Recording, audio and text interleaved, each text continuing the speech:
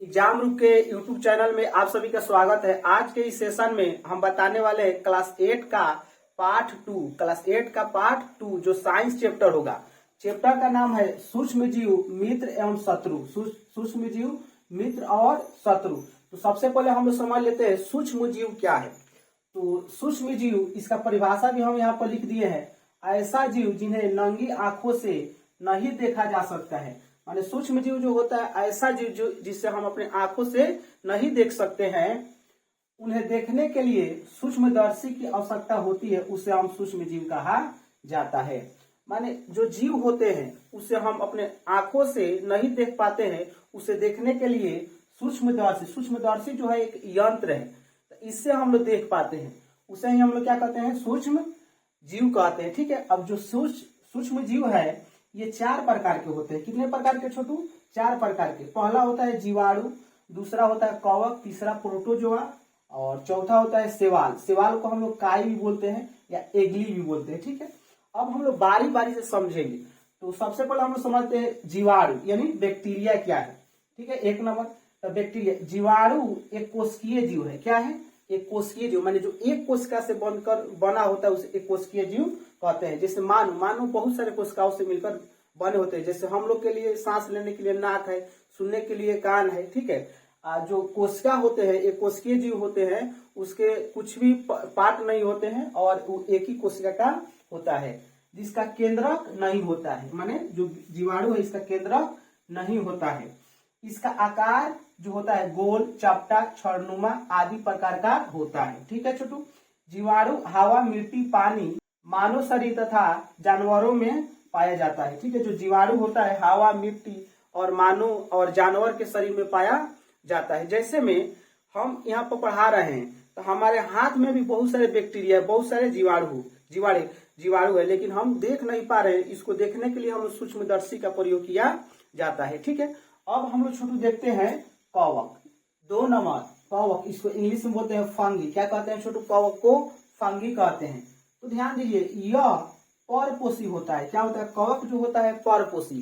पर यानी पराया, पोषी यानी भोजन, माने दूसरे पर आश्रित होकर अपना भोजन बनाता हो उसे हम परपोषी कहते हैं। ठीक है छोटू। उसके बाद दिया है यह अपना भोजन स्वयं नहीं बनाता है। अभी बताए हैं जो कवक होता है अपना भोजन स्वयं नहीं बनाता है, यह भोजन के लिए दूसरे पदार्थों पर निर्भर रहता है। जो कवक है अब भोजन के लिए दूसरे पदार्थों पर निर्भर रहता है। ठीक है छोटू। यह मृत सड़े गले कार्बनिक पदार्थों से अपना जीवन यापन करते हैं। इन्हें फफूंदी के नाम से भी जाना जाता है। यानी कवक को हम लोग फफूंदी भी कहते हैं। क्या कहते हैं? फफूंदी कहते हैं। ठीक है। जैसे में दिया है ईस्ट, मशरूम और भी हो सकता है, म्यूर भी हो सकता है। ईस्ट के बारे में समझते हैं। किसके बारे में? ईस्ट। जैसे में पाव रोटी जो है, पाव रोटी पर जो आपका भुअरी लग जाता है, हम लोग क्या कहते हैं? भुअरी। तो भुअरी लग जाता है, वही क्या होता है? ईस्ट होता है। ठीक है। जैसे रोटी पर भी बहुत दिन तक रह जाएगा तो उस पर भी क्या लग जाएगा? भुअरी। वही क्या होता है? ईस्ट।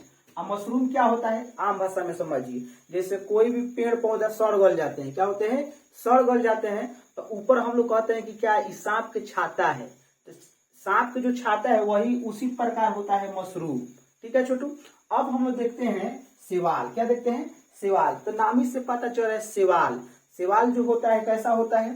पानी में। क्या होता है? पानी में आप लोग देखे होंगे कि हरा टाइप का जो पानी जम जाता है, तो हरा जो होता है, हरा टाइप का जो, वही होता है शैवाल। जैसे काई, हम लोग क्या कहते हैं? काई जैसे देखे हैं वो भी हो जाएगा। तो ध्यान दीजिए, इसका परिभाषा की ओर चलते हैं। तालाब, गड्ढों, पुराने घरों की दीवारों, कीचड़, नदी, समुद्री जल आदि में हरे रंग के जमे चिकनी सतह को शैवाल कहते हैं। ठीक है छोटू। वही बात जो अभी हम आप लोग को समझाए हैं वही बात इस पर भी लिखा है। ठीक है। अब देखिए इसमें जो ये जो शैवाल होता है हरा होता है। क्या होता है? हरा। तो शैवाल किसके कारण हरा होता है? क्लोरोफिल के कारण।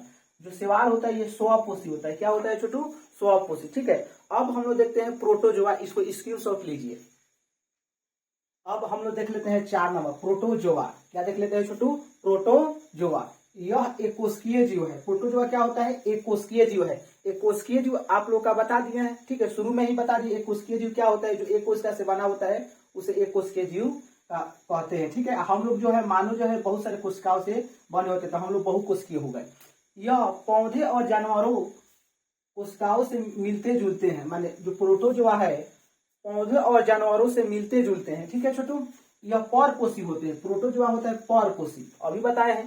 पर यानी होता है पराया, पोषी यानी भोजन, माने जो दूसरे पर आश्रित होकर अपना भोजन बनाता है उसे हम परपोषी कहते हैं। ठीक है, यह पाया जाता है पानी, मिट्टी या अन्य जीवों के शरीर में पाया जाता है। ठीक है छोटू, प्रोटोजोआ जो है पानी, मिट्टी या अन्य जीवों के शरीर में पाया जाता है। ठीक है, अब ध्यान दीजिएगा, अब प्रोटोजोआ से होने वाला रोग का हम लोग ट्रिक देखते हैं। आखिर प्रोटोजोआ से कौन सा बीमारी होता है उसका हम ट्रिक यहाँ पर लाए हैं छोटू, ध्यान दीजिए। पापा काम पे सोते हैं, पापा काम पे सोते हैं। ठीक है, अब ध्यान दीजिए, पापा यानी पायरिया, पापा यानी क्या होगा पायरिया। एक पायरिया भी दांत का जो बीमारी होता है ना उसको हम लोग बोलते हैं पायरिया, उसमें पीला पीला हो जाएगा दांत पे। ठीक है, का मतलब है काला जार, काला जार। म मतलब होता है मलेरिया, पे मतलब होता है पेचिस, सोते हैं तो निद्रा रोग, क्या हो जाएगा निद्रा रोग। तो ये आपका ट्रिक याद रखिए, पापा काम पे सोते, इससे इतना रोग होता है। अब प्रोटोजोआ से दामा भी होता है। तो छोटू ये आप लोग का पार्ट 1 वीडियो है, क्या है पार्ट 1 इस चैप्टर का, यानी सूक्ष्म जीव मित्र एवं शत्रु का ये पार्ट 1 वीडियो है। और कल आप लोग का पार्ट 2 वीडियो अपलोड होगा। चलिए मिलते हैं अगले क्लास में, तब तक के लिए जय हिंद।